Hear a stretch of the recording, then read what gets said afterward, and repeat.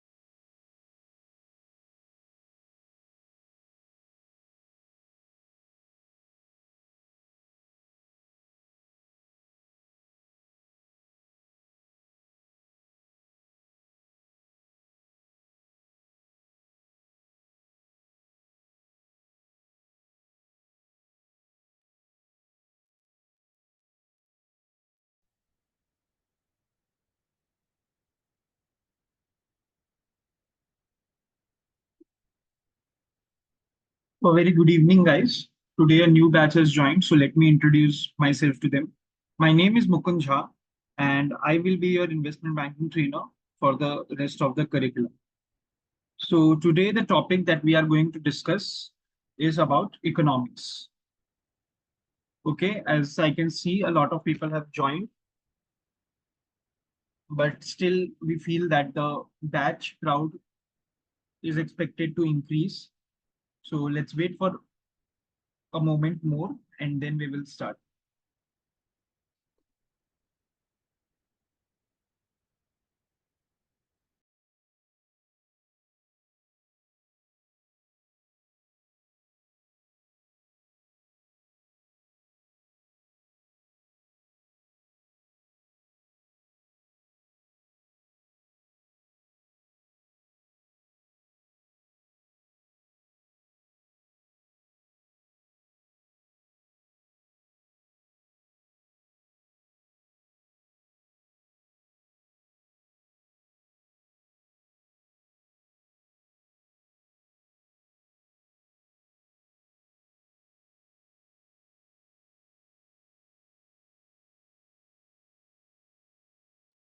Good evening, everyone. So let's start. Guys, first things first, uh, there is a chat box option and there is a Q&A option. It won't be possible for us to open multiple tabs. I can see the chat box and Q&A as well, but you won't be able to see those chats, what you will be posting. Like SD posted, good evening, sir. I am able to see that, but not all of you are able to see the screen. I think the white screen would be appearing in front of you. Correct.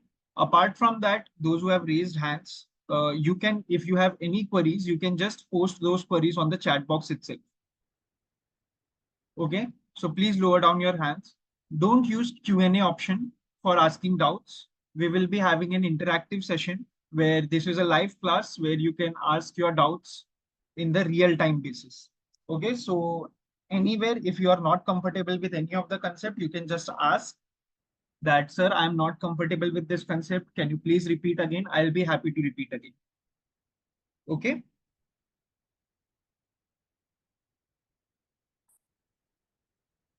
Good evening, everyone. So welcome the batch of 0424. We have a long journey to go and I'm definitely sure you guys will be going to enjoy it.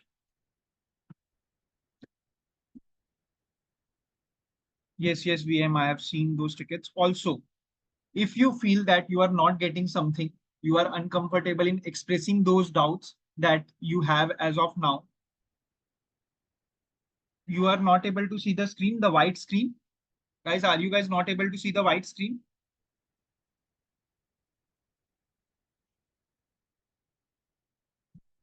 If you feel that you are not able to express something in front of the whole class, it's perfectly fine. You can raise a ticket about it by going to the LMS, and there would be a ask a doubt section where you can raise a ticket about it and we can connect one to one over the meet so that I am able to make you understand those concepts.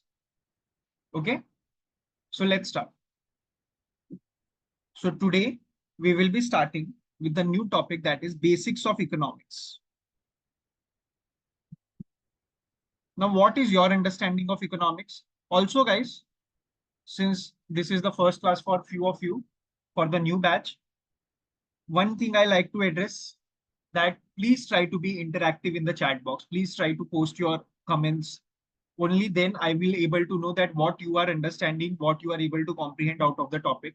And this is the only way we can connect to each other. Okay. So let's start with our discussion on basics of economics. Now, what does your understanding of economics says? Is this the first class of economics for you? Okay. So PJ is saying a study which include all our sector and how they are related. All of us might have heard this. All of us might have heard this word economics in our past. From the past classes that you studied a bit or little bit about anything about economics, please mention that. Anything related to money is economics. Okay, very good. Demand and supply is economics. Very good. NV and VM. Two people are there. Are economics is defined into two terms, that is micro and macroeconomics. Okay. Transfer and consumption of money. Any idea where this word economics is coming from? Related to goods and its production distribution. Okay. Yes, yes, Niranjanji, but we are not allowed to take names on continuous basis due to some privacy reasons of the institute. We are not allowed to take the whole names of the candidates. So that is why I use the initial of your names to address you. I hope it is fine. Economics is nothing but buy and sell, demands and supply of product or services, money in the market. GDP is economics. Related to money and trade industry, economics is the study of optimal uses of scarce resources. Very good. Very good, DA. So economics is the study. So this is the proper definition of economics. Economics is the study of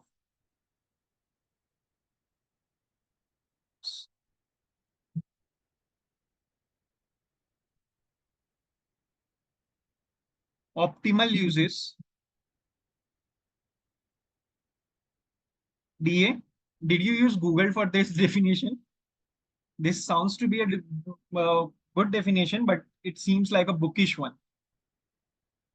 of scarce resources. Okay.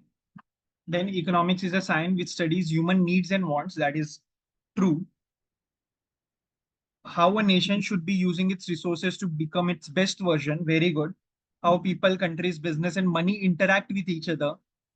Cash means economics. So due to I couldn't attend to the introduction of FSA class. That is perfectly fine, PT. Just go through the recordings. I would suggest you that. Economy is the study of wealth and welfare. Perfect. Now, now the human needs are unlimited. The human needs are unlimited. No one in this earth is satisfied with what he has. And to allocate the resources to these needs, resources are scarce. What I mean when I say resources are scarce, we have limited resources.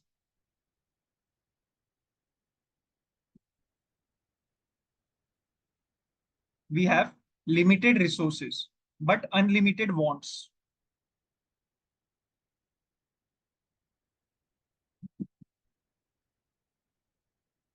We have limited resources and unlimited wants. Based on what ideology do we allocate these resources?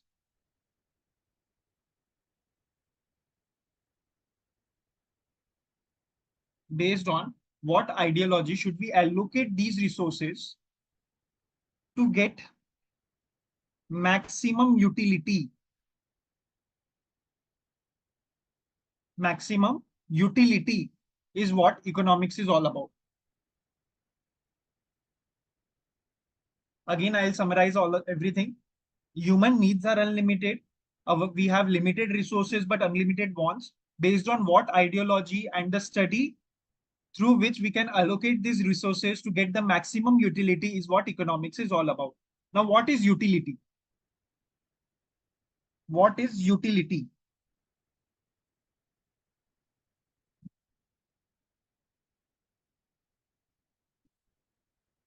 No worries. Yes, just go through the lecture. And if you feel that you are missing something very out of the way, we can connect one to one and we will discuss about it. Utility is satisfaction. So just a basic idea or usefulness, correct? Just a basic idea. I have taken again, Shivam, I would request you don't put anything in the chat box. It would create a lot of confusion for me. I won't have space to write anything on the whiteboard. So please, if you have any doubts, you can comment on the webinar chat. I got it. Again, Ritik Jain, please, bro, please don't put anything in the chat box. Sorry, don't put anything in the Q&A box. Use chat box for the instructions. It won't be possible for me to open multiple windows, right? Okay. Utility is the things getting done for the wants and needs of the person. So let's say I have 100 rupees. What use, Apurva, I guess screen is visible to everyone else. So there might be a network error from your end. So what use of this 100 rupees shall I make? What use of these 100 rupees shall I make so that I get maximum possible satisfaction? I get maximum possible satisfaction. So it's nothing but the best use of money, best use of our resources, not only money, but our resources is utility. So what is economics? The study of allocating the resources into various other needs so that we can derive the maximum possible satisfaction out of it is economics. Now, we have heard the terms like economy is in boom, economy is facing a recession, economy is not doing well. How do we come to know whether an economy is performing well or not? Through what measures do we decide that India has a average economy, US has a good economy, China's economy is very strong? How do we decide that? Very good, very good. I am receiving mixed responses. Most of you are saying measuring GDP per capita, very good, by reviewing the development, inflation rates, very good. So to understand that whether the nation is performing well or not based on its economic parameter, a tool that is used to measure or compare a company with other company is GDP. Most of you said it's GDP. There are other measures as well. We will come to each and every measure one by one. So what is GDP? It's gross domestic production.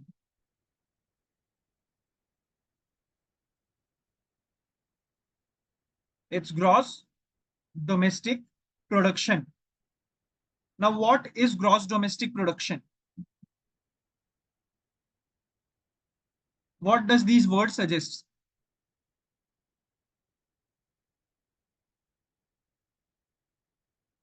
The final value, GDP, is nothing but the sum total of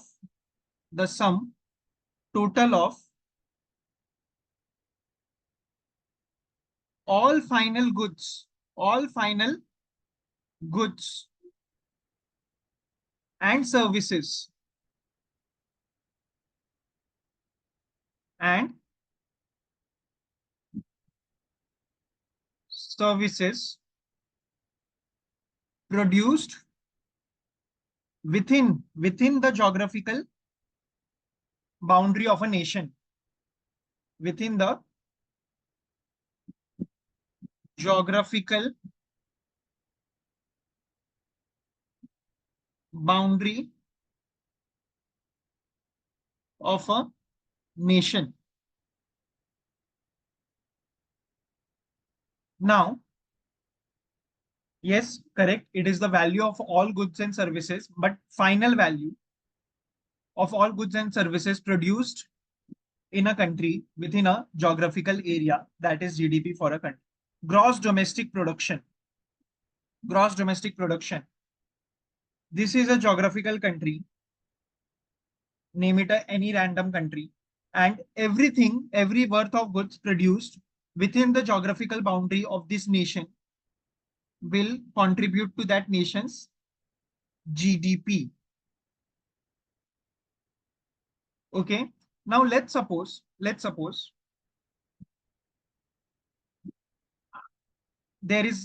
are a car manufacturers in an economy. There is a car manufacturer in an economy. That car took steel. That car manufacturer, let's say Tata Motors, took steel worth rupees $20,000 as the raw material.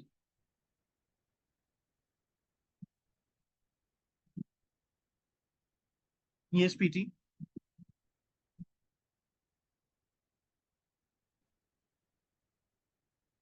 Okay. Let's say that car manufacturers purchased 20,000 worth of steel as raw materials.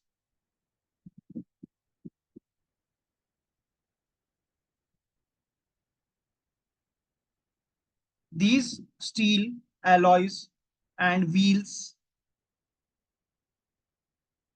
were adjusted. Wheels were purchased. Wheels were purchased worth rupees, let's say 30,000. And the car was sold for 1 million. Price of car is 1 million rupees. Price of car is 1 million rupees. Now, now my question is whether the GDP, and let's say this is the only company. Let's take a hypothetical example that this is the only company in the whole economy, in the whole nation. So my question is whether the GDP of the country will be 1 million, or it would be 1 million plus 20,000 plus 30,000. Whether it would be only 1 million, it would be 1 million plus 20,000 or 1 million plus 30,000. It would only be 1 million. Correct. And why? Because it is sum total of final goods. Sum total of final goods and services produced within the geographical area.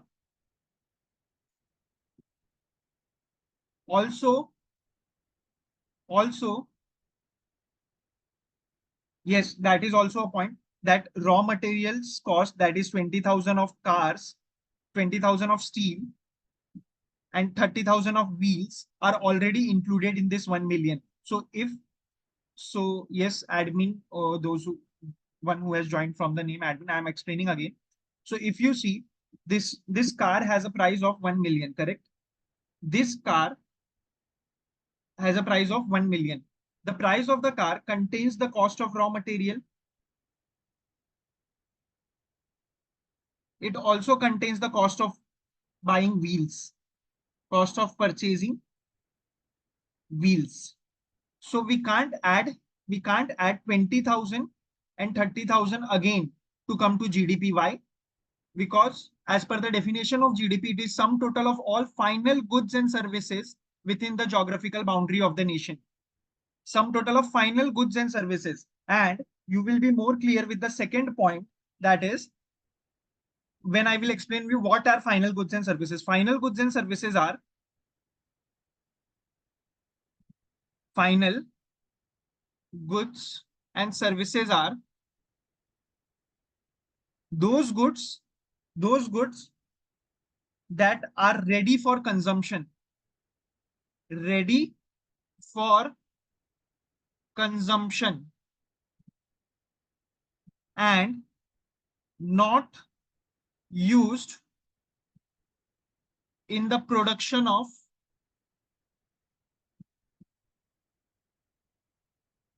any other product.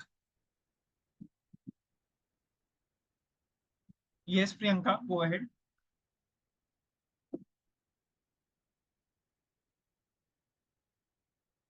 So, GV Singh, all the other goods used are variable goods and are used in further goods, but the car is a product which is being used by the end consumer. That is correct. Does it take work in progress goods as well? No. So, let's suppose you have purchased the raw material and you have used this raw material for work in progress. And after work in progress, you will sell this raw material to someone as a finished product.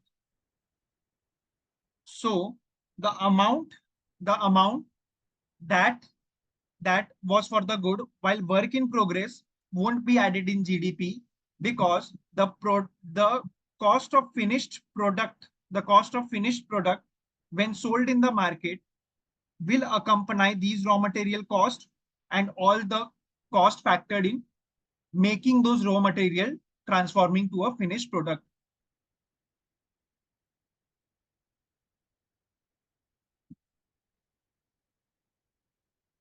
Okay, that is also a very good example.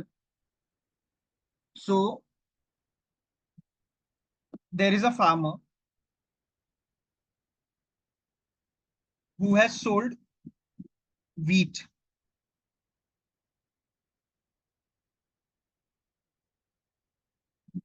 to a bakery, and that bakery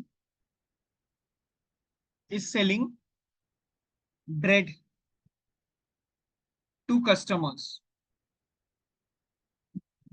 So the cost of that bread or sales price of not the cost, but the sales price of bread will be added and be a part of GDP, that is gross domestic production, but not the wheat, but not the wheat, because this bread already accompanies the price of the wheat.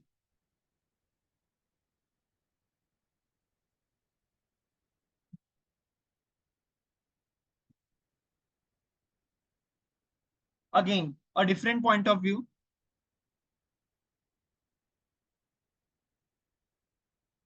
So yeah, the one point of view that I have received from two people to be strange, that MRF sells 100 tires to Tata Motors. MRF sells 100 tires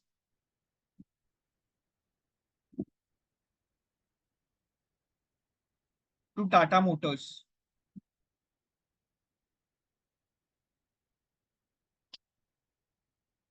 and 100 tires to retail customers.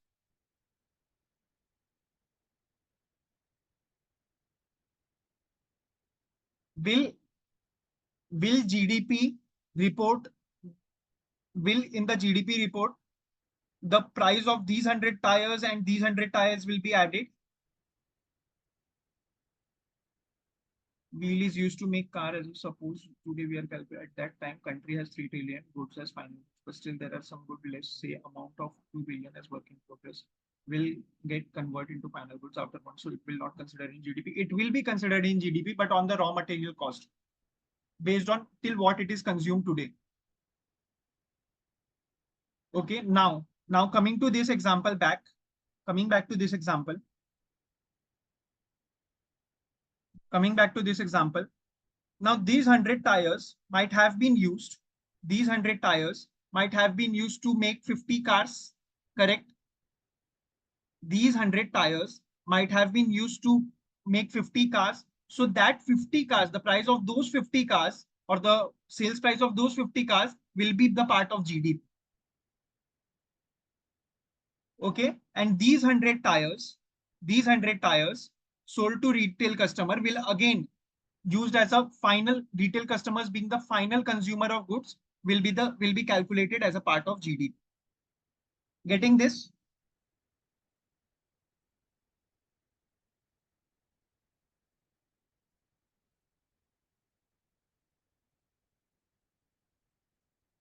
But tires are final product of MRF. Yes, tires are final product of MRF, but it is not being consumed by the end consumer. It doesn't matter whether it is a final product for you or not. It matters that if you are providing that product, whether the end consumer is using or not. So if if the goods are being used by the end consumer, it will be the part of GDP.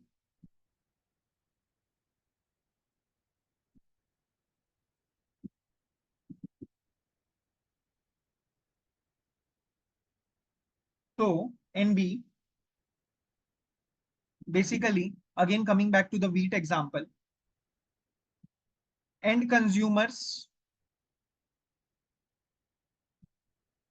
are the one, end consumers are the one who is consuming the product, who is at the end of the day using the product, the users of the product.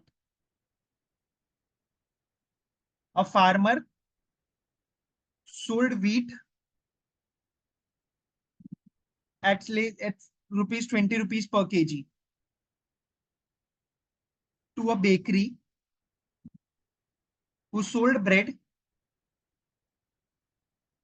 at rupees 100 rupees per kg.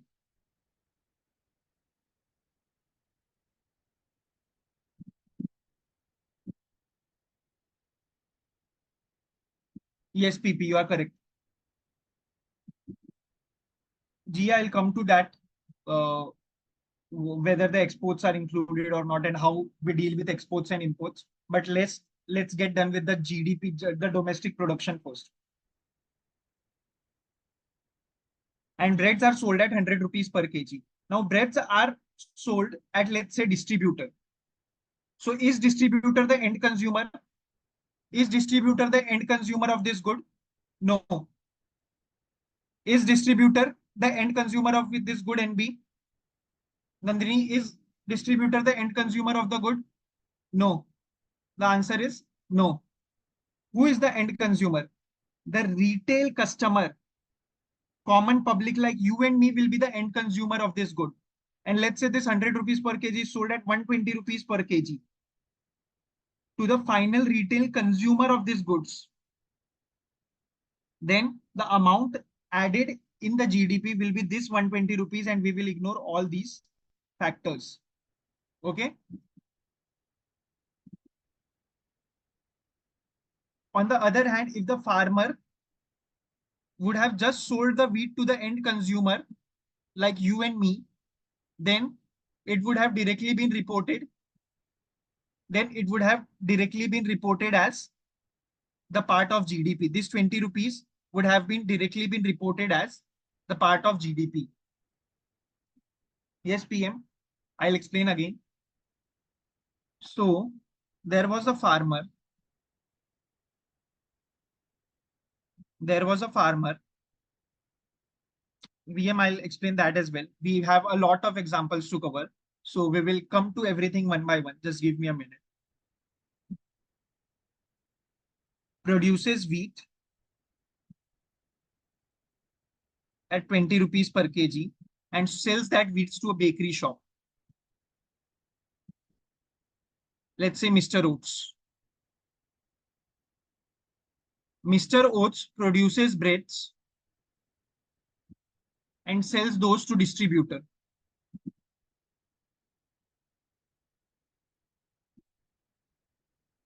At, let's say, 60 rupees per kg. And distributor is selling that good to the end consumer. Always remember the end consumer who will be consuming that good. What is the price paid by the end consumer for that product will be the part of GDP. And distributor is selling that good at 120 rupees per kg. So this 120 rupees will be the part of .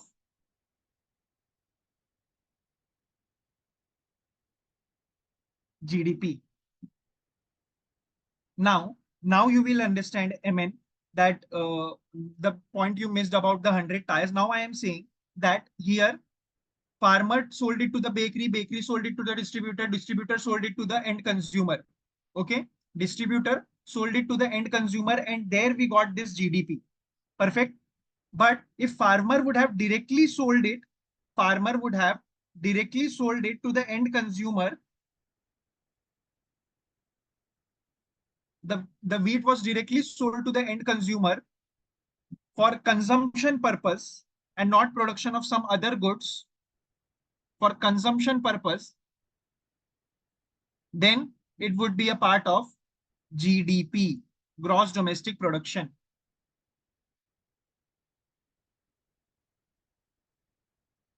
Yes, this 120 rupees also incorporates this 60 rupees from Mr. Oats, right?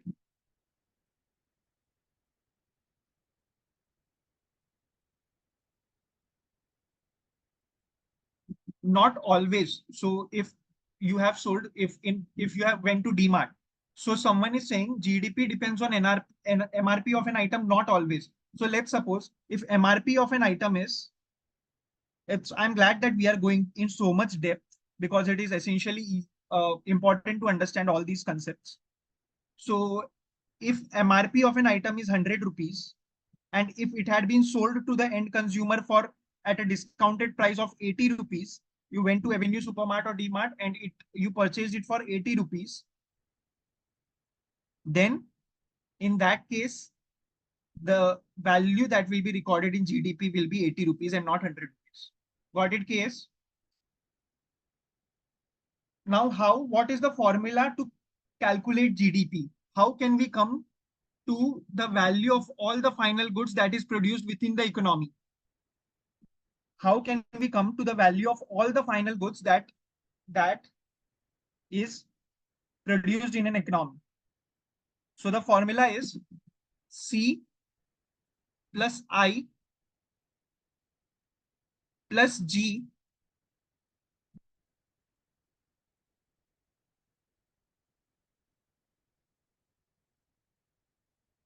yes, Soumya. So the distributor's margin is also being incorporated in the final price of the product.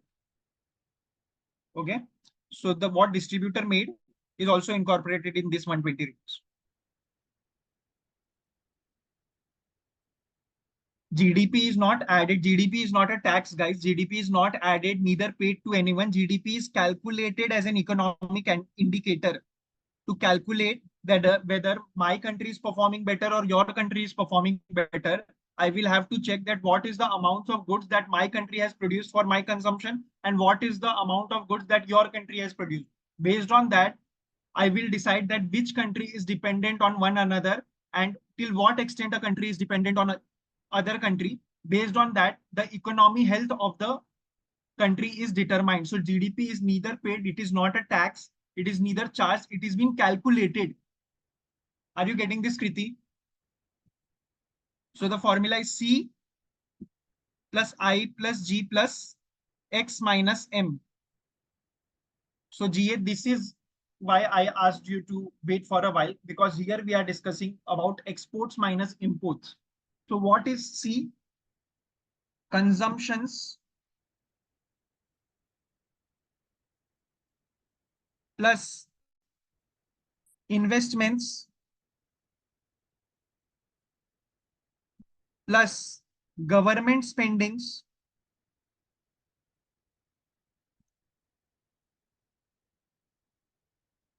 plus exports minus imports. This is the formula to calculate. Yes, it is important. Every final good should be considered in GDP. Consumptions plus investments plus government spendings plus exports minus imports.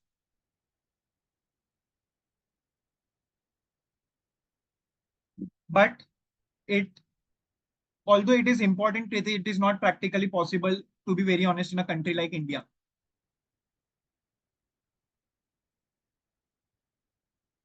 Guys, please, again, I am repeating, please don't mention your responses in the Q&A box. Again, I can see 5 responses in Q&A box. Please don't do that. Please don't do that. Mention your responses in the chat box itself.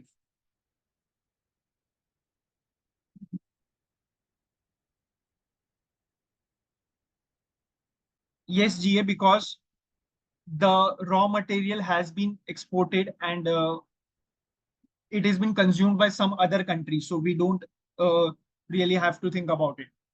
In it has been consumed by some other country, so we don't really have to think about it. And you will get a better idea about this when we will come to GNP, that is gross national production. That I'm coming to on for informal sectors like salary for.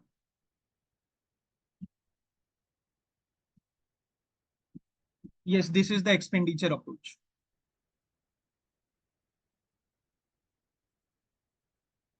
If exports are higher than imports, definitely it means that you are less dependent on some other country for your consumption. And in that case, it is ideally the best uh, thing to be having in an economy.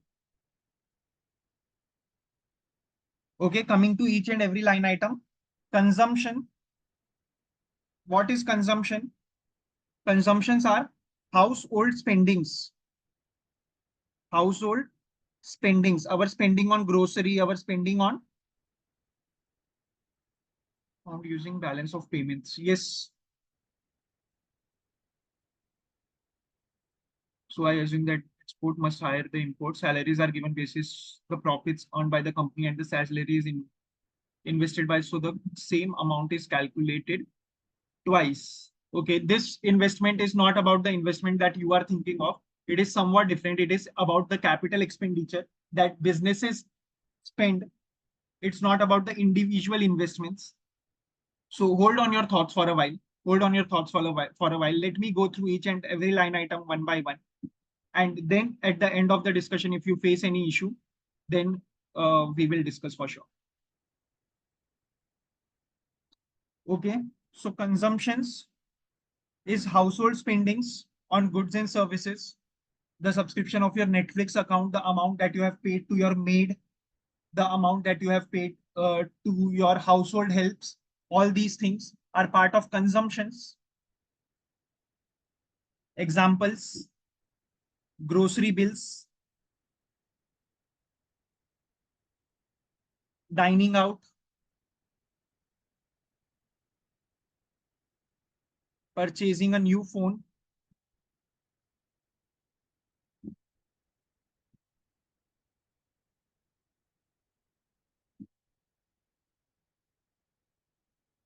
and each of those things. Then coming investments. So these are spending by businesses,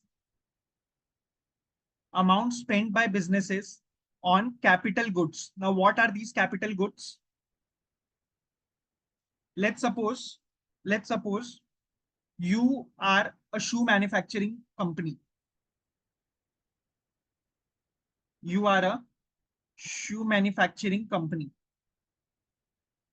So to manufacture lakhs of units of shoes like Nike, Adidas, you will have to own a land, some machineries,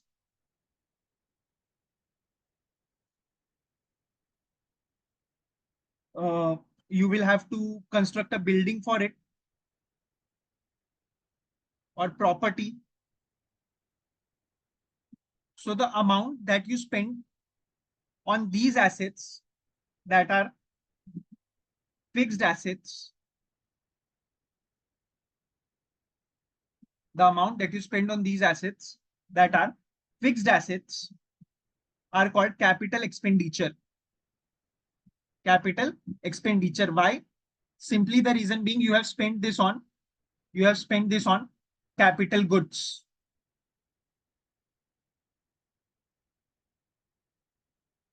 Okay.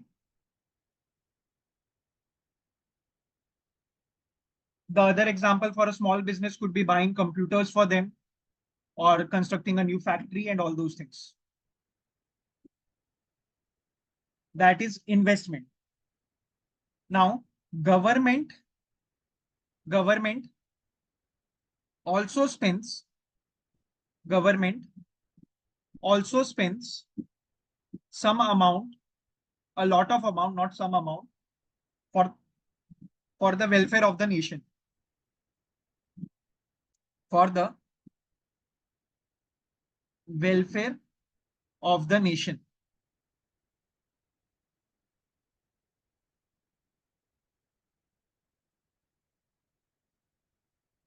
like spending on infrastructure,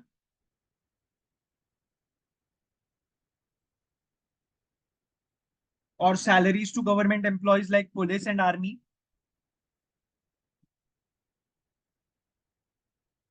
or construction of a tourist place, or development of a tourist destination. These are all part of government spendings. And since this has been consumed directly by the common public, this is also the part of GDP. Finally, coming to exports, what was the definition of GDP? Yes, spending on subsidized goods. That is also a valid point. Now, what was the definition of GDP? The goods produced within the geographical area of the country. The goods produced within the geographical area of the country is contributes to the GDP of the country. So those goods that are being not consumed directly in India or in a particular geographical location or nation, those goods that are not being consumed in a particular geographical location, but it has been exported to some other country,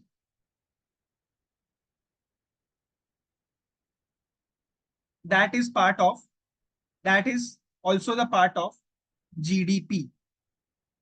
That is, yes, salaries will definitely be added to GDP, but how salaries will be added to GDP? Have you seen this consumption? When companies pay to salaries to their employee, what employees do out of it? Either they save them, either they consume them, and all these things will be the part of consumption. Don't confuse it with investments. Whether you spend or invest it in mutual funds, all will be, everything based on individual level will be the part of consumption.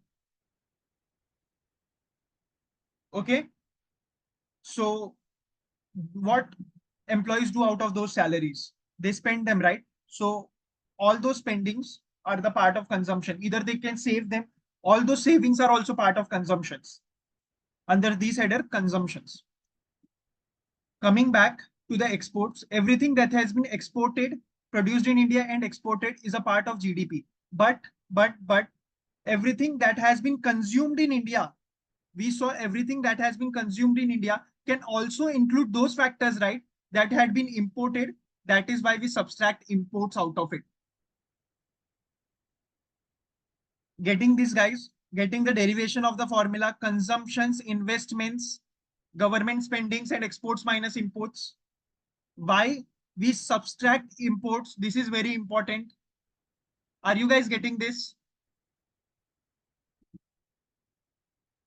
So that is, so there are most of the wealth in few countries which have high corruption rate, and very high black money marketing. In that case, the accumulated wealth is collected in cash. That won't be a part of GDP again, because that is again related to black market, which is under covers, which is illegal. But we are not getting to all those things. That is some there. Then there would be something called as money laundering and all those things. That is not the idea of today. The cash that we have saved, while not showing it to the government, and doing business on cash and accumulating wealth on cash and not reporting proper taxes for it, those all things would be the part of black market and not the part of GDP. Sure.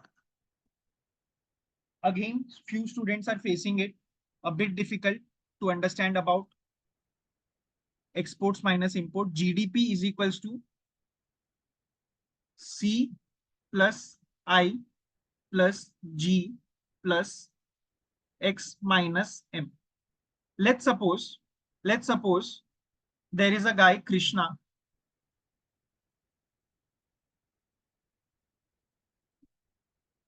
Krishna purchased, Krishna purchased 2 cookies. One is Parle G and other is Dark Fantasy.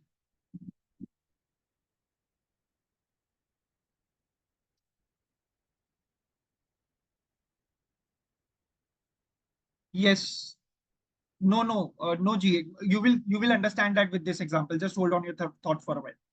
So Krishna purchased 2 cookies. One is Parle G, other one is Dark Fantasy. Parle G is worth rupees 20 rupees and Dark Fantasy contribution is 40 rupees. So what is the Krishna's contribution to GDP? What is Krishna's? Also one thing before jumping on to the conclusion, Parle G is produced in India and Dark Fantasy is imported from US. Parle G is produced in India and Dark Fantasy is imported from US. So what is the contribution by Krishna in the nation's GDP? 60 rupees as of now. Here we have not classified it in different types. Here we don't know whether consumer is buying, what consumer is buying is imported or not. So GDP is the contribution by Krishna is 60 rupees. But according to the definition of GDP, according to the definition of GDP, GDP is the sum total of all the values produced within the country. Produced within the country. So is Dark Fantasy produced in India? No, Dark Fantasy is being imported, right? Dark Fantasy is being imported. So everything that Krishna has consumed, it is important to subtract imports out of that to get to the nation's GDP. Are you getting this, guys? Are you getting this? Everyone, have you got this?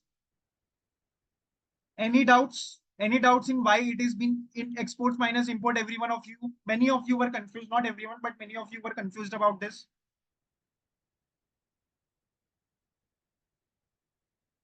Then 20, remaining 20 is the value of GDP. So the one who has joined from admin, are you still confused? Do you, how many of you want me to repeat again? Okay, perfect.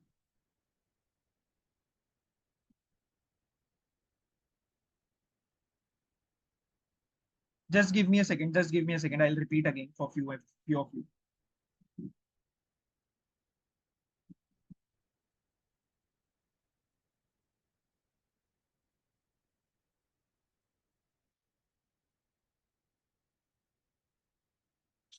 Let's say, let's say we have we have consumed we have consumed as a nation, we have consumed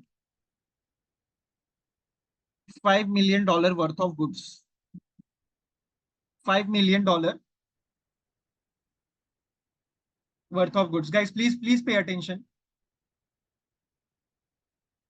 Guys, please pay attention. Every one of you will get this. Please be with me. Please be with me. Let's say as a nation, we have consumed 5 million worth of goods.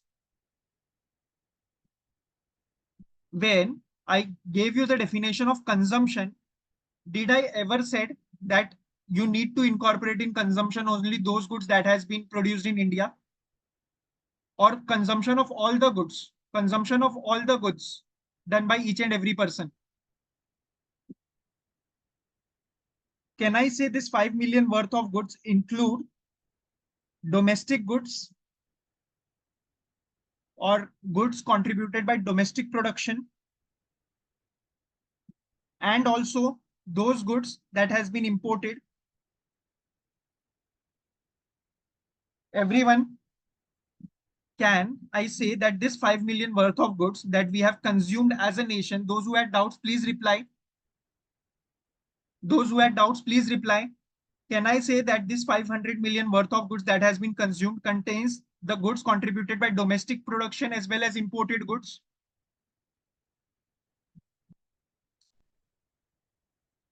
Now, now, since this $5 million worth of goods also includes the imported goods, and according to the definition of GDP, it should be only about the domestic production.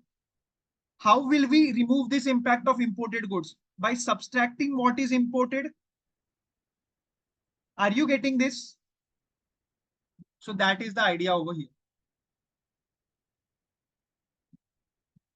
Everyone got this?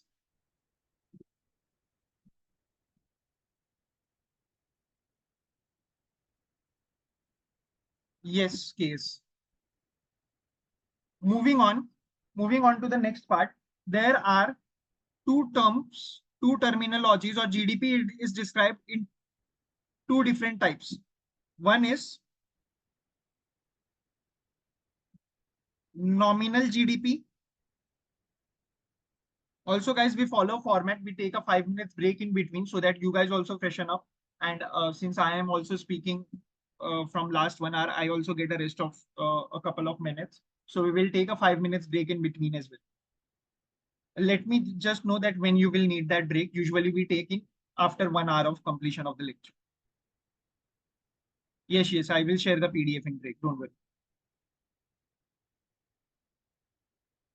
The notes that has been prepared over here will be shared to you. Don't worry. GDP, nominal GDP and real GDP.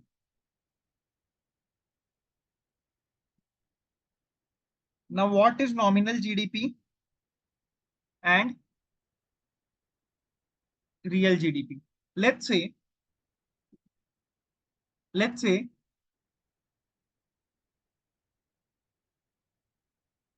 a nation, let's say Zimbabwe, has produced 50 cars in year 2020 and sold it at 100,000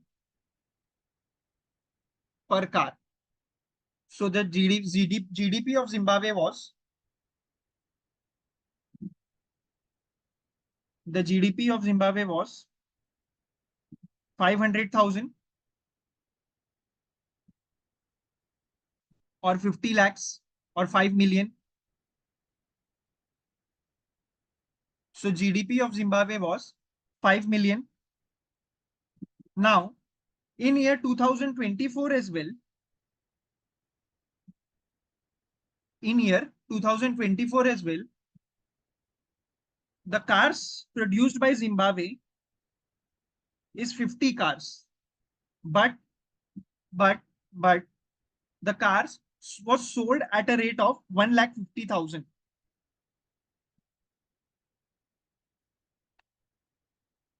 So the total GDP of Zimbabwe becomes 75 lakhs. Now, did the production capacity, did production capacity of Zimbabwe improved from year 2020 to 2024? Did the production capacity of Zimbabwe improve from 2020 to 2024? The answer is no, because in 2020 as well, the country was producing 50 cars, and in 2024 as well, the country is producing 50 cars. So there is no rapid advancement in their economical production. Now, the increase in GDP, now this increase in GDP is with respect to what? What is the reason behind this increase in GDP? Guys, this increase in GDP is with respect to what? Is it with respect to rises of price, increase in prices, rising prices? Correct. And can I name that term as inflation? This rise of GDP is attributable to inflation. So do you think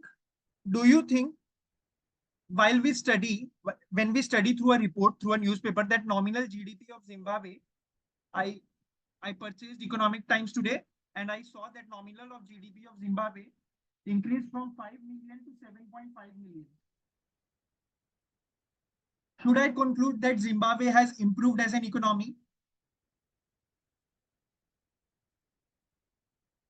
No. The answer is no. We can't conclude that Zimbabwe has improved as an economy. Why? Because the production capacity has not improved. The change is just with subject to inflation. So nominal GDP includes the impact of inflation, includes the impact of inflation, whereas the real GDP, excludes the impact of inflation. So how will we calculate real GDP? So let's suppose in year 2020,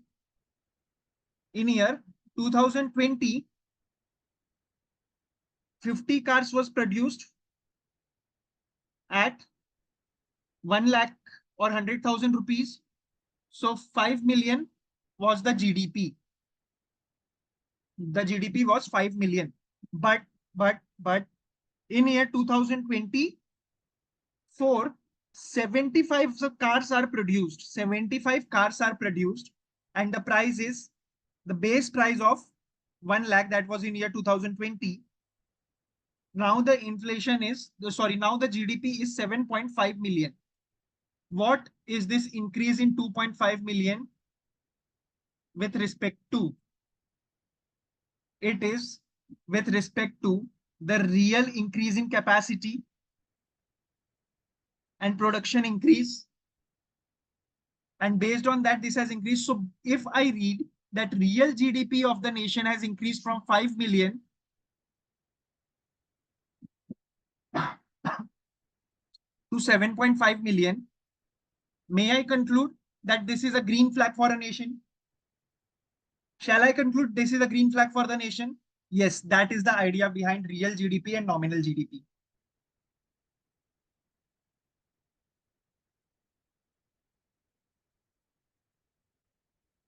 The year with respect to which the GDP is compared is called base year. Is called base year. That is why we took base year prices over here.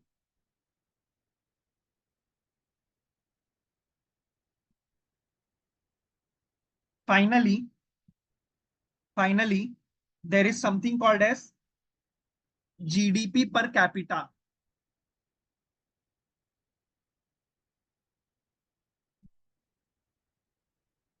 GDP per capita. Contribution of GDP by a single citizen of the nation. By a single citizen of the nation.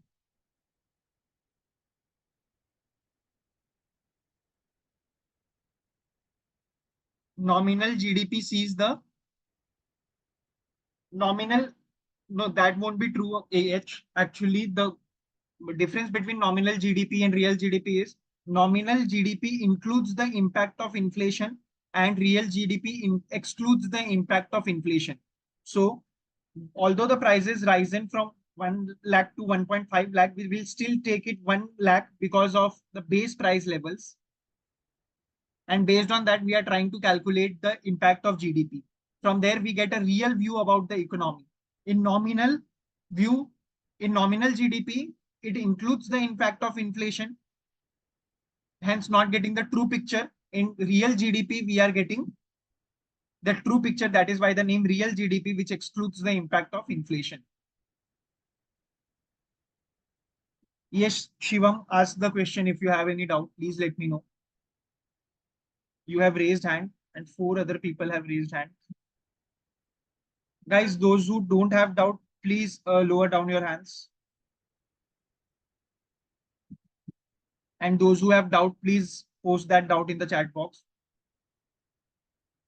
Okay, okay, I'll come to that. Is nominal GDP. Okay, okay, okay. Those who have posted your questions, lower down your hands. And please don't use raise hands function again. This time I got the notification that raise hands function is being used. Yes, yes, we will take a break. Just give me 5 minutes. Okay. I will come to, okay, okay. Nominal GDP. Here the GDP increased from 5 million to 7.5 million. Shivam, this is for you. Please pay attention. The prices increased from 5 million to 7.5 million. How? The break was the built was 50 cars into 100,000 gives us 5 million. 50 cars into 1.5 lakhs give me 7.5 million. So this increase in cars was not due to production capacity. It was just due to inflation. Okay, the increase in GDP, the increase in GDP was not due to the increase in production capacity or consumption. It was just due to increase in inflation. So based on this, if you read a headline, we cannot, that is actually not allowed VB, but you can raise a ticket about it. You can suggest the management about it. So where was I? Yeah. So the prices have increased from 5 million to 7.5 million. And since the prices have increased from 5 million to 7.5 million, it this rise in GDP is with respect to inflation. Can you see the production capacity increasing over here? Shivam, can you see the production capacity increasing over here?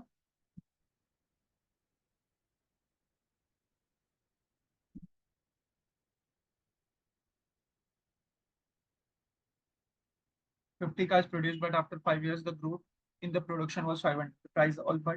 So will that year's GDP increase if the rate of inflation was doubled in 5 years? Yes, even the nominal GDP and both real GDP will increase in your example, GB. Yes, Shivam, SG, tell me. Uh, what is that INC? What is that INC?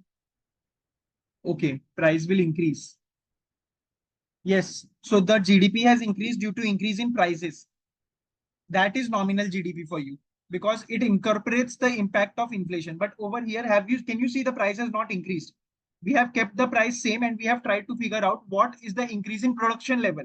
What is the increase in production level? What is the reason that GDP has increased due to increase in production?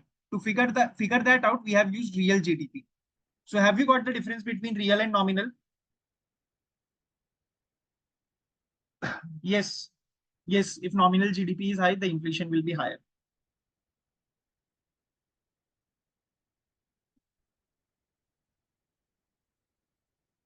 So if you see, that is a very good point, AR,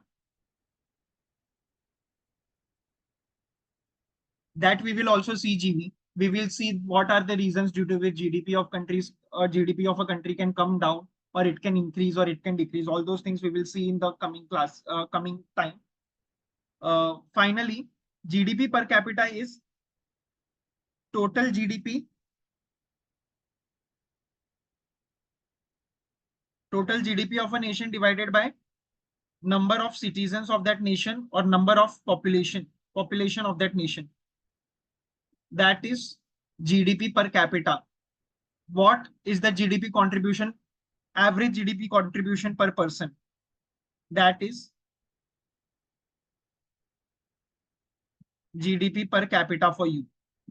One important thing before going for on a 5 minutes break, one important thing, nominal GDP is equals to, can I write it that nominal GDP is increase in nominal GDP is due to increase in production level plus increase in price level. Can I write it like this? And increase in production level is given by real GDP. Increase in price level is given by inflation. So my nominal GDP factor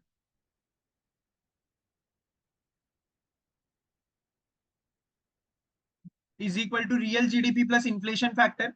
So obviously, if nominal GDP is greater than real GDP, is there is a very big gap between nominal GDP and real GDP. It means that there is a higher inflation in the economy. How is increased production level included in nominal gap? So PM, PM,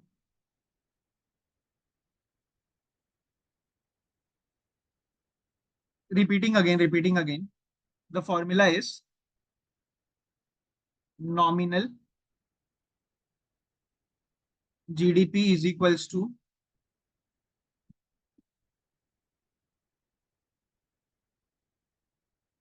production contribution, contribution by production level plus price level.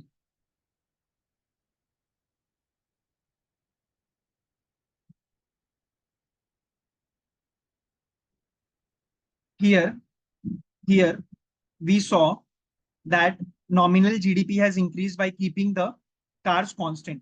There could be a case that these cars have also increased to 60 cars, and then we have, let's say, 8.5 million as GDP. In that case, the contribution in nominal GDP, the increase in nominal GDP is from 5 million to 8.5 million, that is 3.5 million. So again, in our example that we saw, nominal GDP increased with 3.5 million.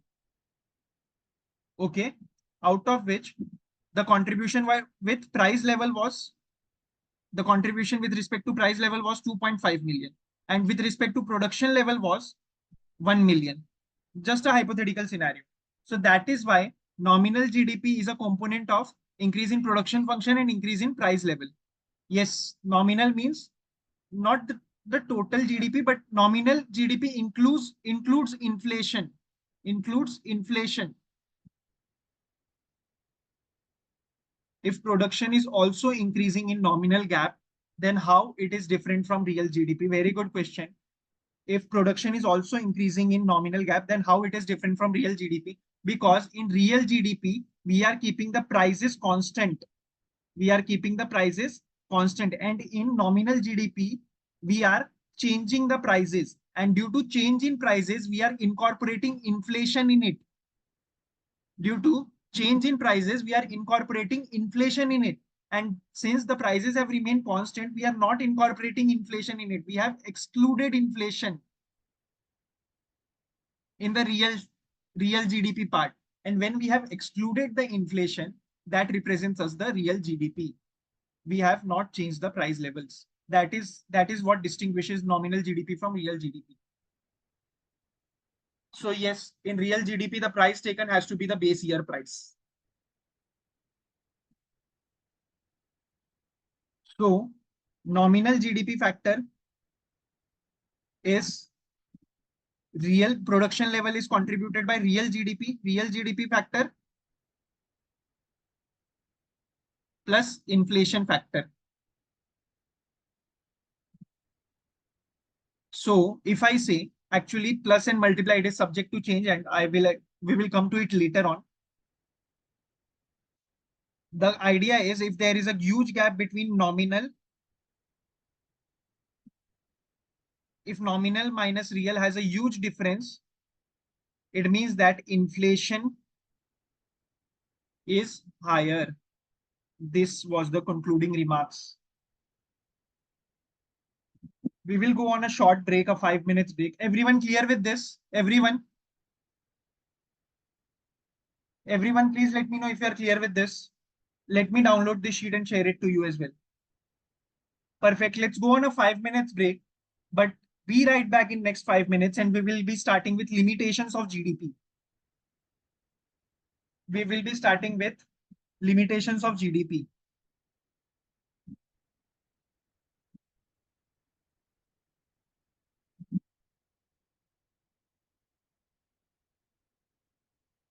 So GA, we will have a numerical. We will be starting with we will introduce a numerical in it, and you will get to know how can we calculate the production. So we don't have to actually calculate the production level increase. In the true sense, although we can have a numerical on it, but in the true sense, it will be the report given to us by the government, right? And how will government get that report? Based on the returns filed by the common public and the business and the institution. So the production level increase, how are we going to compute it? It is the data that has been calculated based on the reports given by the government. GA, are you getting what I'm trying to say? GA is asking how to compute the value of production level increase. GA is asking how to compute the value of production level increase. Actually, we are no one to calculate the value of production level increase. Government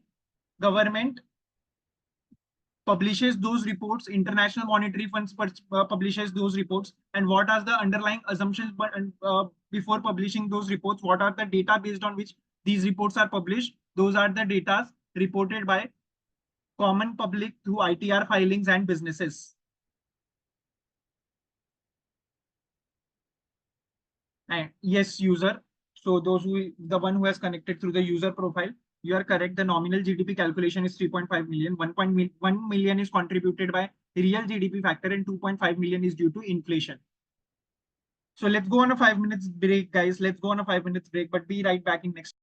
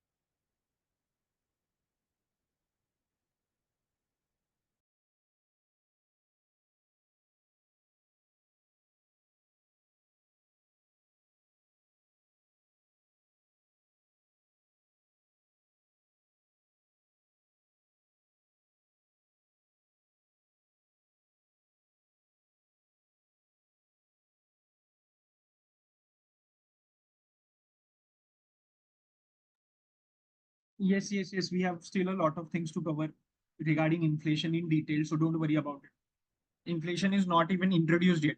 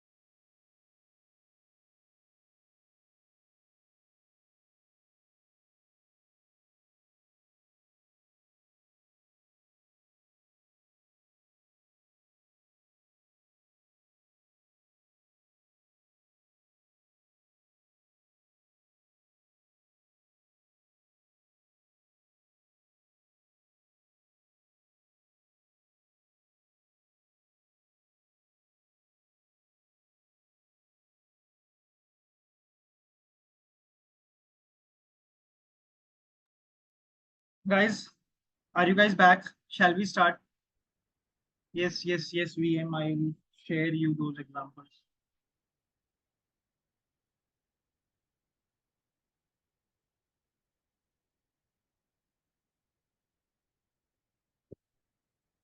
While we were on a break, there were few what if the real GDP. Yes, Priyanka, we will come to deflation as well. We will come to hyperinflation as well. Regarding inflation, nothing is just covered yet. We have just introduced the name of inflation, and I'm really glad that you guys are so much curious to understand everything. But we will hold on your horses for a while. We will discuss each and everything. If both production and price level increases and it has been incorporated to calculate a GDP, it would be a part of nominal GDP. If only the production is increased and that is incorporated in the calculation of GDP and the price level remains constant, it would be the part of real GDP. Are you comfortable, SR?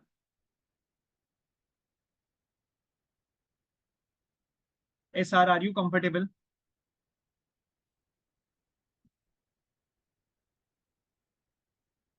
Yes, GA, you had a very serious point. So I'll come to that, GA. Just give me a second. Let me address the rest of the doubts first. If both the production increases, that is addressed. What if deflation is there in real GDP? Will consider it or will it take constant price in that case also? If we want to calculate the real GDP, then whether it would be hyperinflation or deflation, inflation is not the part of real GDP, so it won't be we will always take the constant price. GDP in service point of view, requesting a discussion on inflation in detail. We have not even used the word of inflation yet. We have just used the word of inflation yet. So don't worry, we have a lot of things to cover regarding inflation, and we will go to in-depth analysis of inflation. In service point of view, GDP in service point of view, let's say VM that you have charged uh, you have got the contract, to develop an app. You have got the contract to develop an app, but you are not a software programmer. So you gave that to me. You gave that contract to me, and you said that uh, develop the app. And uh, so there is VM is asking for a example in service point of view while calculation of GDP. So let us address this doubt in one single minute, and then we will move forward. So let's say VM has taken a contract at rupees $10,000 to develop an app, but VM is not an app developer. So what VM did is VM contacted me. I am a freelancer. He contacted me and took me to he gave me the contract to develop that app for $2,000. I delivered the app to VM and VM delivered the same app to the client. So that would be an example, and the amount that would be calculated in GDP would be this $10,000. So that was an example in service point of view. Gia, I'll come to your doubt. Just give me a second. I remember your doubt. What if deflation is there? Then we'll consider. Done. Prachi, Priyanka, I guess I have addressed your doubt, right? Real GDP has nothing to do with price level, whether it may be a deflation or hyperinflation. It won't be a part of real GDP. Increases. GDP is calculated on country B, always accurate. Not always. It depends. It depends. I will tell you.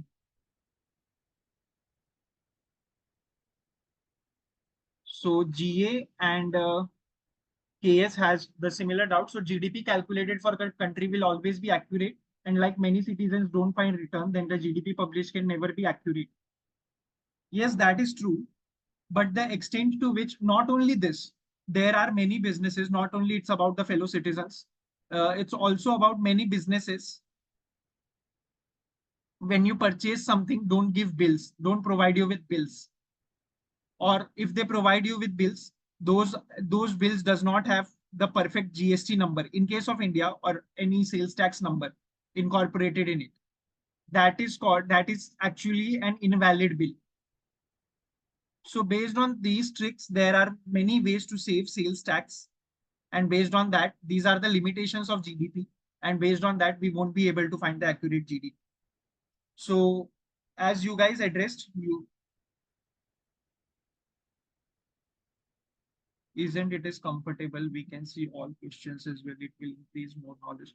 Actually, Priyanka, one of your colleague or one of your peers requested that can we create a WhatsApp group, or can we also be allowed to talk, and can we share our videos as well. So there are senior management involved in this, and they have prepared this with their 10 and 15 years of experience. In last few years, there are some privacy concerns. There are international students involved and enrolled for this course. So there are multiple reasons due to which these things are not practically possible as per them. So what you can do, if you have those suggestions, you can raise a ticket about it. Those tickets will be forwarded, and they would be reviewed for. But I am actually not allowed to do so. I am actually, even if I wish, the meetings is arranged in such a way that the chats are only visible to me and I will be able to communicate it to you. But I on my end try to address each and every doubt. So that is something that is a challenge.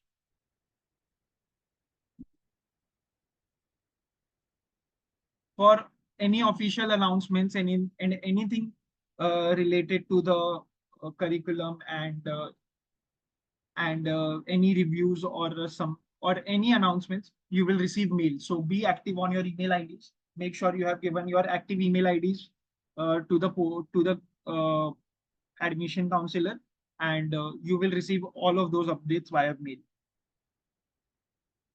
Now, starting with your point, yes, this is the way your classes will be held. Limitations of GDP. Yes, guys, few of you have raised your hand. Please address your doubt in the chat box.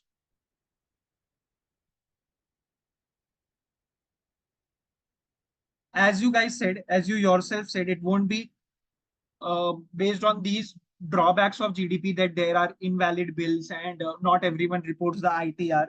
GDP is not a comprehensive measure. It means that GDP is not a very accurate measure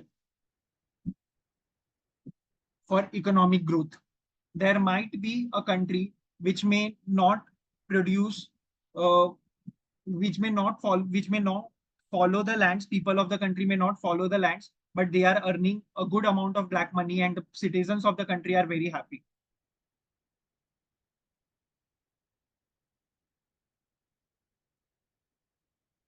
So you can raise a ticket about it, Aslam. Don't worry. You can raise a ticket about it, and you will get a reward on it. So one of the limitation of GDP is it is not a comprehensive measure. GDP does not incorporate informal economic activity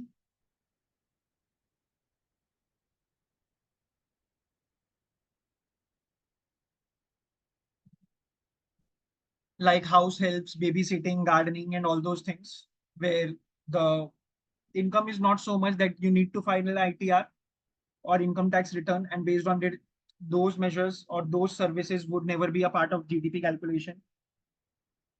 Second, the GDP of US may be $20 million, and GDP 20 trillion, sorry, 20 trillion, and GDP of India may be $3.5 trillion. But but comprehensive measure means accurate measure, which a comprehensive is something that shows you the whole picture. GDP is not able to show you the whole picture. because of all those things, the informal economic activities that cannot be the part of GD, cannot be the part of calculation for GD. Gia, I hope now your point is clear. The doubt that you asked about.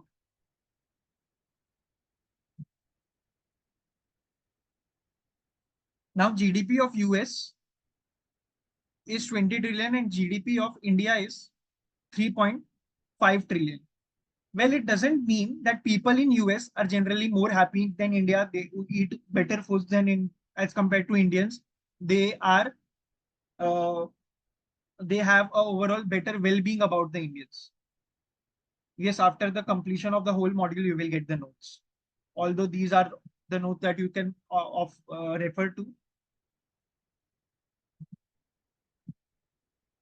So SP is asking what is GDP?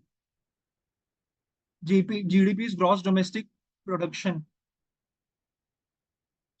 Uh, Also, guys, one important thing, since some for few of you this is your first class, I want you to know, guys, that please try to make your own notes. Please try to make your own notes, because this will be going to help you in future as well. Go through the recordings through the weekdays if you have got the time, because this will be the only thing that you will be carrying out with you, and it would be very helpful for you. So GDP does not measure overall well-being of a nation.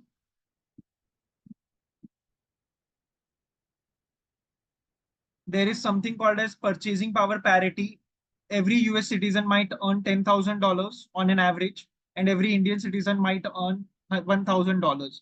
But the basket of goods that a US citizen could possibly buy and the basket of goods that an Indian citizen could possibly buy may differ, and the quality of Indian citizen could be better. That is something due to purchasing power parity that we will see later.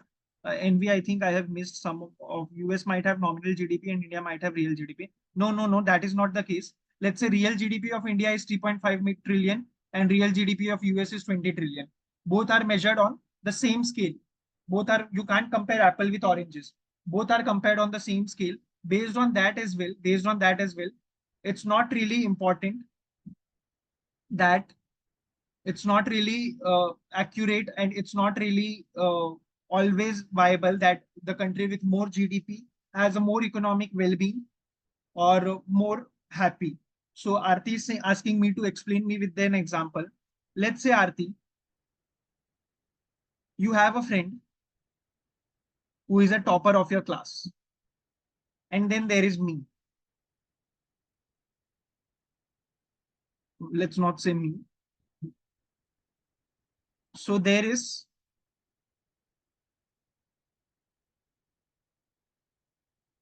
a person ABC and there is a person XYZ. VM, I will surely take you from in the next example, but I don't want to address anyone like that. So that's why. Let's say VM is ABC. So VM has scored 80% or let's say 93% in boards,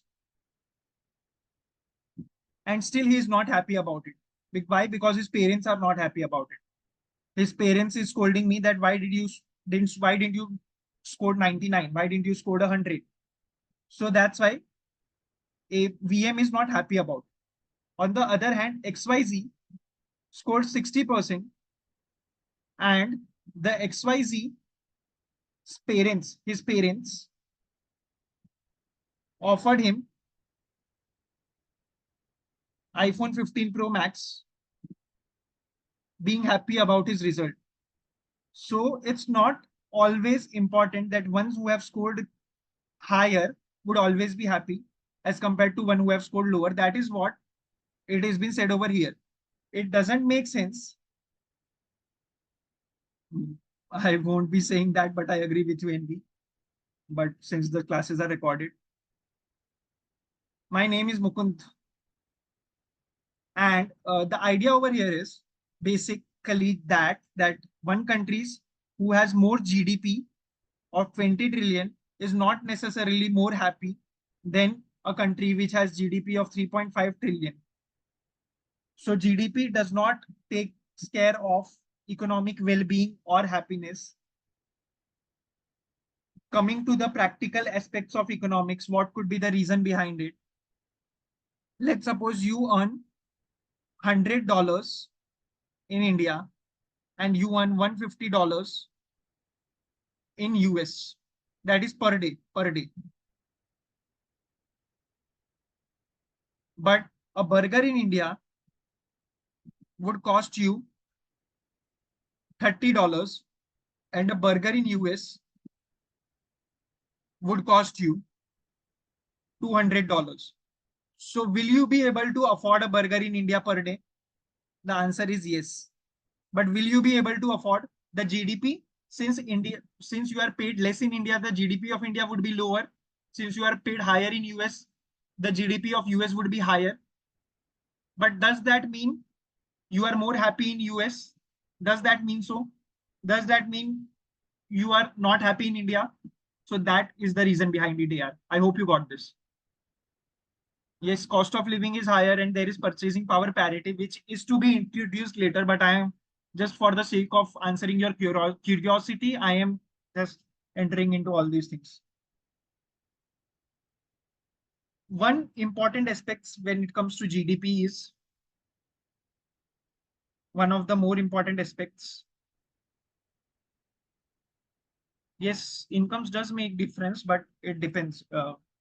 I recently had got a chance to interact with one of our students' elder brother who was residing in UK, and he said that he has shifted from India to UK by completing engineering in India, and he is into IT department and something related to computer science and a software engineer.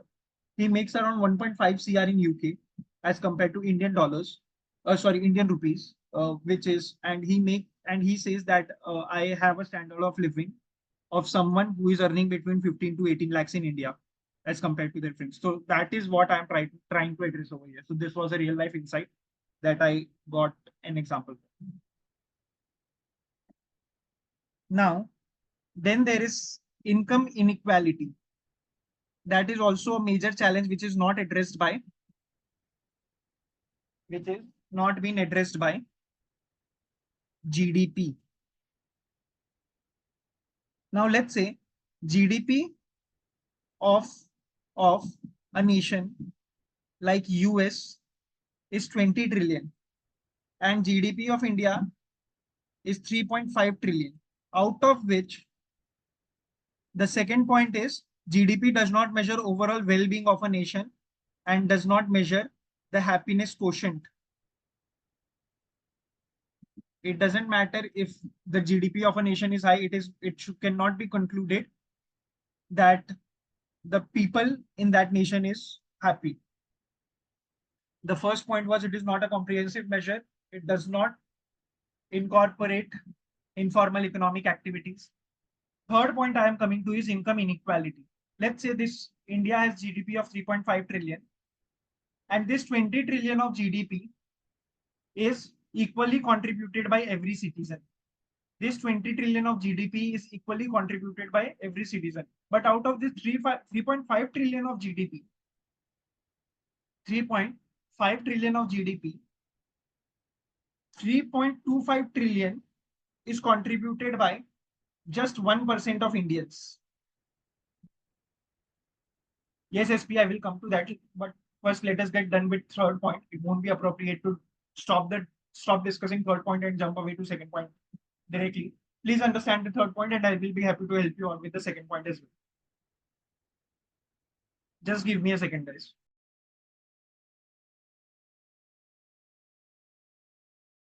Now, out of this 3.5, out of this 3.5 trillion of GDP, 3.25 trillion of GDP is contributed by 1% Indians, and rest 0.25 trillion is contributed by rest 99% of Indians. So can you see the income distribution is not equal? The income distribution is not equal.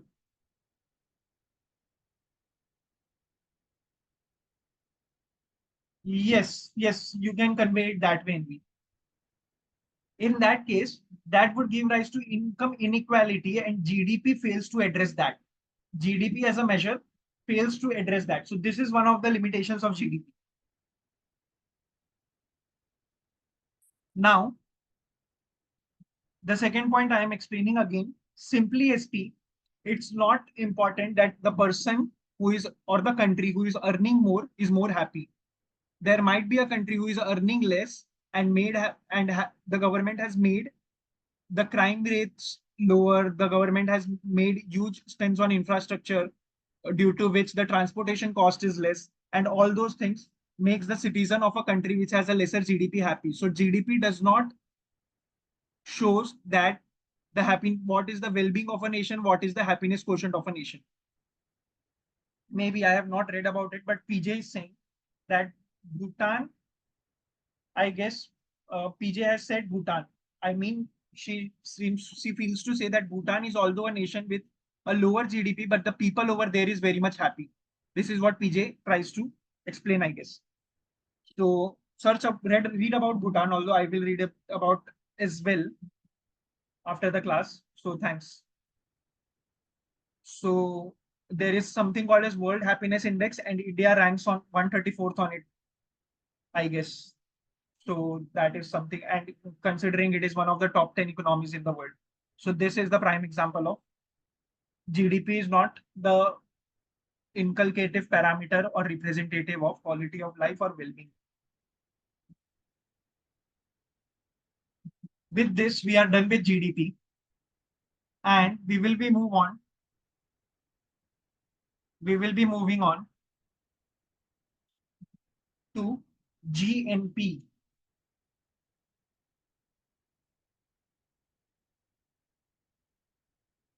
What is GNP? GNP is gross national production or gross national product. Now, often people get confused between GDP and GNP. I always remember it with a trick that N in GNP stands for nationality.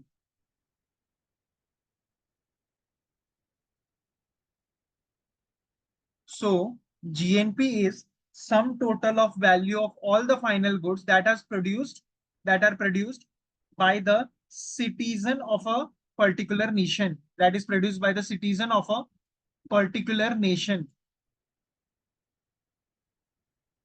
That is GNP. SP, yes, I explained the second point. If I am not wrong, I explained the second point when you said. I'll explain it again if you want. It's just that second point says that the GDP of US is 20 trillion. GDP of India is 3.5 trillion. It. I will repeat GNP as well. Someone asked me to, SP asked me to repeat second GDP. So let me just complete it and then I will move on to GNP as well. I'm really sorry, but let me complete this. Please, it would be inappropriate to keep on jumping between these two facts. So just give me a couple of minutes. Let me conclude the second point and then I will go to the GNP as well. Coming to GDP, GDP of US is 20 trillion. GDP of India is 3.5 trillion. Well, although US has a higher GDP, does that mean people in US are happier than people in India? SP, Saubhagya, do you think so that people in US are happier than people in India? The answer is no. Why? Because there are various other factors. There are crime rates. There are I'm not talking specifically about US. We have students from US as well, but I'm not talking about US here. US is just an example. As PJ said that Bhutan has a lower economic condition than India. The economy of Bhutan is very less as compared to the GDP of India. The GDP of Bhutan is very less as compared to GDP of India. But still, people in Bhutan are happy. People in India may not be as happy as people in Bhutan. Why? Because infrastructure in Bhutan would be great. The taxes in Bhutan would be less. The transportation in Bhutan is cheaper. In India, the transportations are a bit costlier. The CNG prices in India is costlier. The inflation rate is high. The crime rate in India is high. So this is again an example. I love my nation, but based on that, although India has a higher GDP, people are not happy. Indians are not happy about it. So this could be a cause of concern. So GDP is not an indicator of wellness and happiness of a particular nation. So around 25% of classes up outside of India are the students outside of comprise of students outside of India as well. So yeah, we have students from abroad as well. Now coming back to this, how GDP and GNP is different. How GDP and GNP is different. GDP is domestic,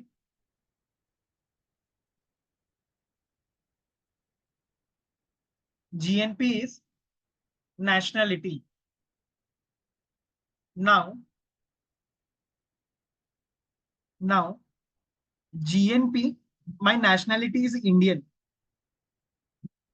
My nationality is Indian, and I worked in US, and I worked in.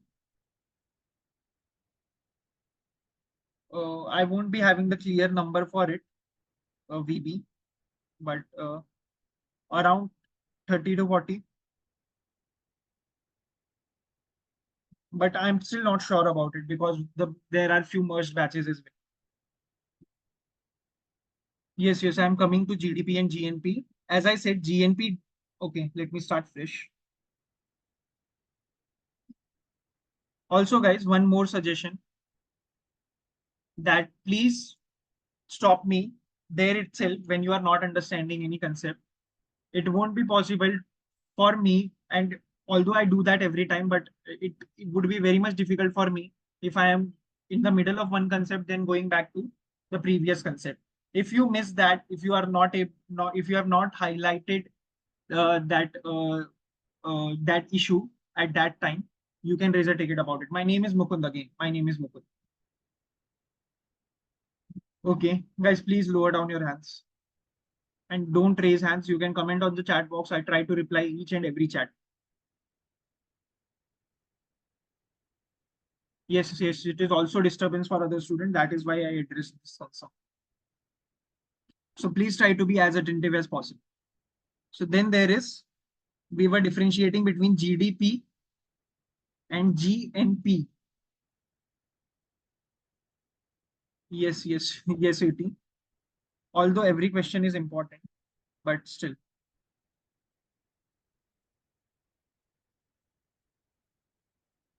GNP is gross national production or product. GDP is gross domestic product.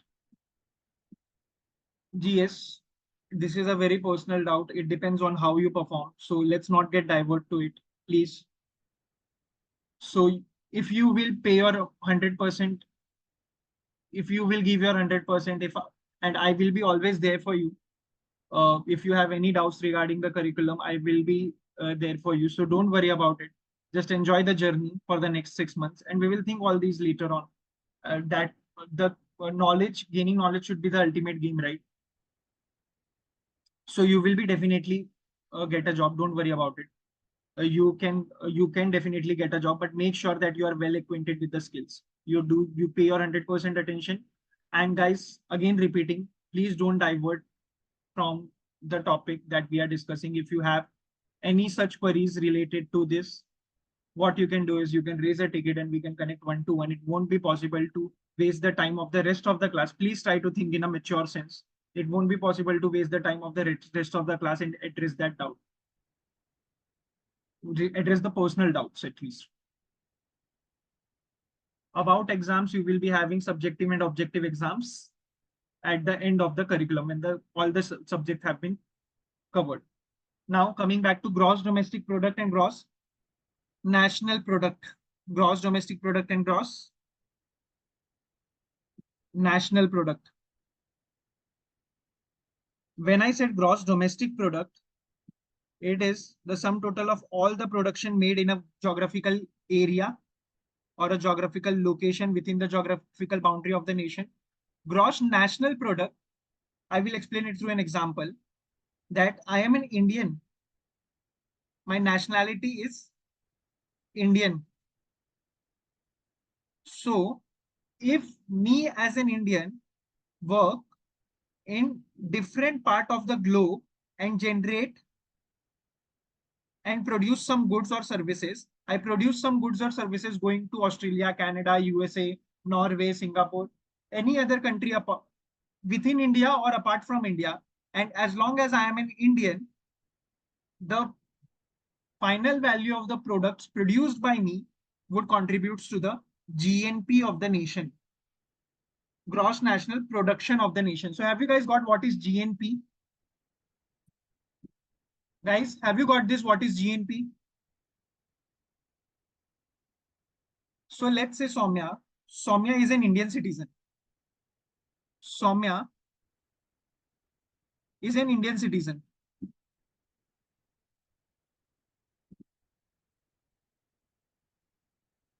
Soumya made $20 million of goods in India. So Soumya has contributed $20 million to Indian GDP. But the same Soumya has made $30 million in USA. Soumya has made $30 million or produced $30 million of goods in USA. So can this $30 million be contributed to the GDP of India? Can this $30 million be contributed to GDP of India?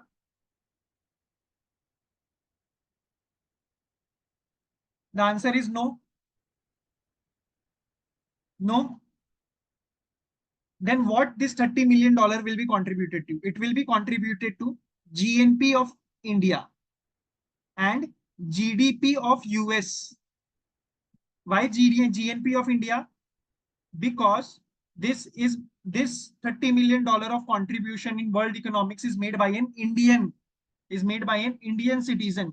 So that is why it should be incorporated in GNP of India. Are you getting this? Basically, only imports are not calculated in GNP, right? No, that is not the case. Again, GNP has nothing to do with imports. Let's suppose we have Indians in Norway, Canada, US, Singapore, Malaysia, Thailand, Germany, Japan, and every point there is contribution by 10 million, 20 million, 30 million, 40 million, 60 million, 90 million. So if you are an Indian citizen moving to UK and doing anything over there and running a business and making 100 million in UK, you will be contributing to, and also very important, also 2000 million is contributed by Indians in India. In India, that is GDP. That is GDP. 2000 millions is been contributed by Indians in India. That will also be coming under GNP. And with everything that Indian nationalist, as an Indian citizen, everything that is produced in the globe as an Indian citizen will come in GNP of India. And is India the part of the globe? Yes, the India is also the part of the globe. Indian citizens staying abroad and earning there, yes, that would be come under GNP of India. GNP of India, not GDP of India. Indian citizens staying abroad will come under GDP of India. So Indian citizens making 19 million in Canada will contribute to GDP of Canada and GNP of India. Indian citizens working in UK will contribute to GDP of UK and GNP of India. So what is contribution made by Indians in India? I don't think so. I don't think so, SP, although I'm not sure about it. But GDP of Canada might not be greater than India. Yes, we can say that. So what is the form? So now, are Indians working in India? Yes, Indians are working in India. Indians in India made 2000 million contribution to India. So will that be part of GNP? Yes, that will also be the part of GNP. So what is GNP? GDP, goods and products and services produced in India, plus net factor income abroad. Net factor income abroad. Indians earning in abroad. That is GNP. Net factor income abroad.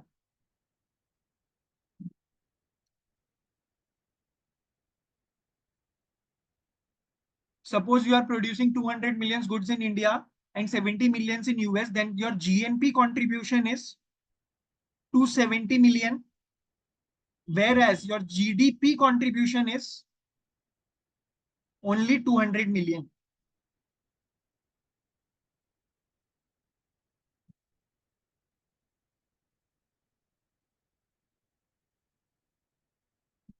Now, everyone clear with GNP? Every one of you, are you guys clear with GNP? Perfect.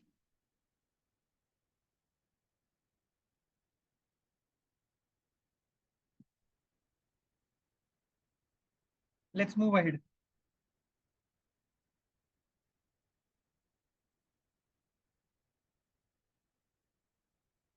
Now, what is the importance of GNP? If there was earlier a measure to measure the economy, well, economic uh, benchmark, earlier GDP was a measure to measure the economic benchmark. What was the need to introduce GNP? It doesn't matter whether they are sending money to India or not. Importance of GNP.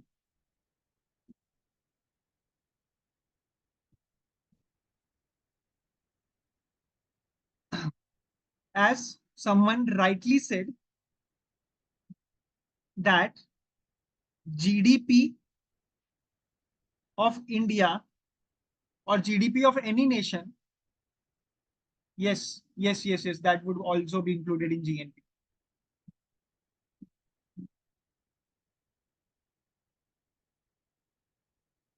Then will the value which it will produce be included in GNP?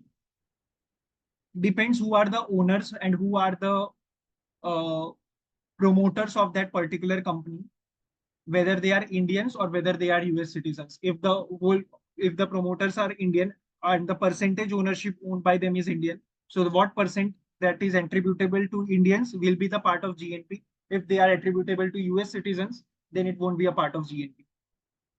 Got it, GA?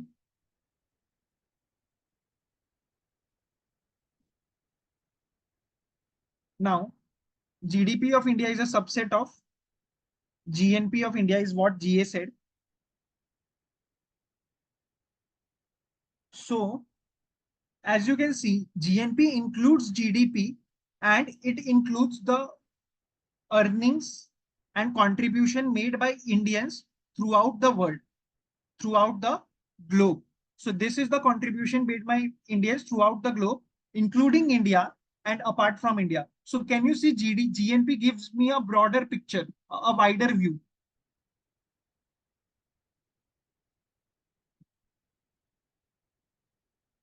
GNP gives me a broader picture and a wider view.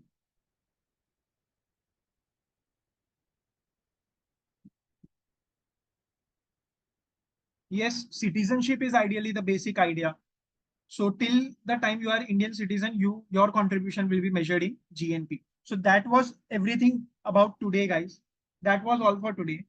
Thanks a lot. Thanks a lot for being such an interactive audience. There will be assessments. There will be assessments at the end of the session. Meanwhile, make sure that you keep on practicing and be in touch of the topics. So Anushka, have you joined from UK? Because you are asking for timing 1:15 p.m. Yes, GS, please. Now you can address your doubt. Please tell me.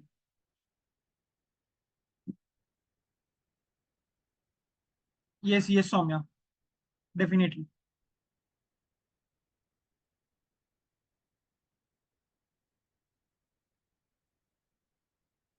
Thank you. Thank you so much, guys. Yes, yes, yes, GS. Give me a second. So thank you, guys. Thanks a lot. You guys have been a wonderful audience.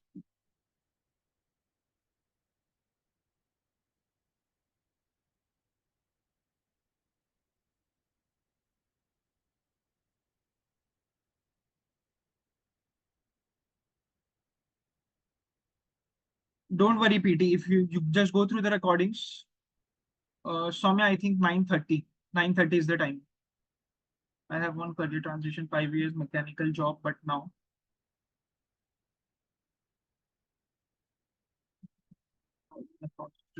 sure, sure, sure. I will incorporate that as well.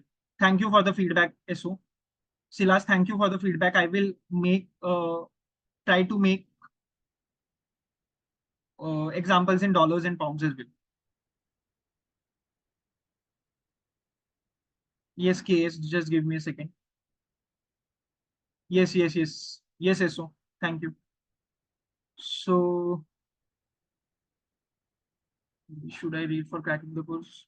No, everything that has been covered in class is self-sufficient. Doing the course, enter into a good LPA package job will I get after this case.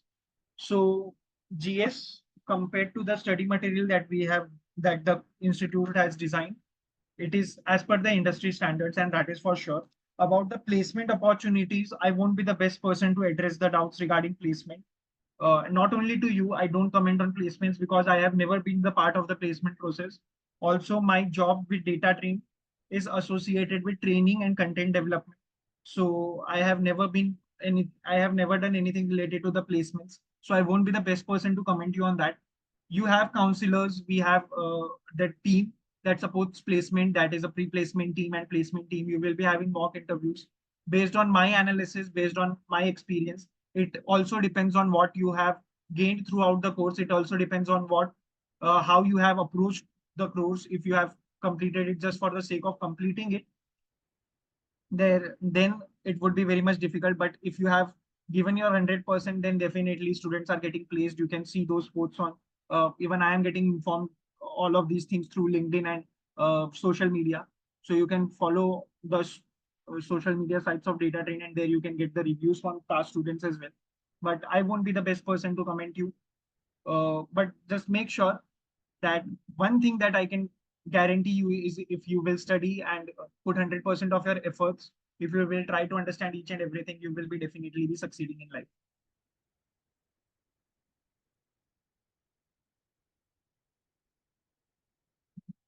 Thank you, guys. Thank you. So once you will be completed with the syllabus, you will be starting with the internship part. Don't worry, GS. Don't worry. GS, to be very honest, this was your first session. I don't really know you. Where do you stand?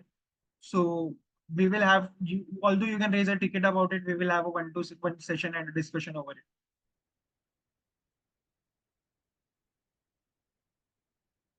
No, VB, that is not something that I am aware of, at least. Even I am not able to see that SP. Where can I view the notes or recordings? It will be uploaded on the LMS as well. The notes and the recordings will be uploaded on the LMS as well. How to raise a ticket? There is an option to ask a doubt. From that, you can raise a ticket. About the PDF, I am sharing the PDF. Just give me a second.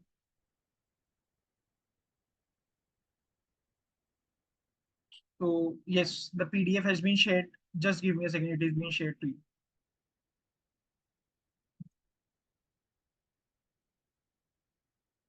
Okay, Soumya, join at 9. Bye bye, guys. Thank you. Have fun.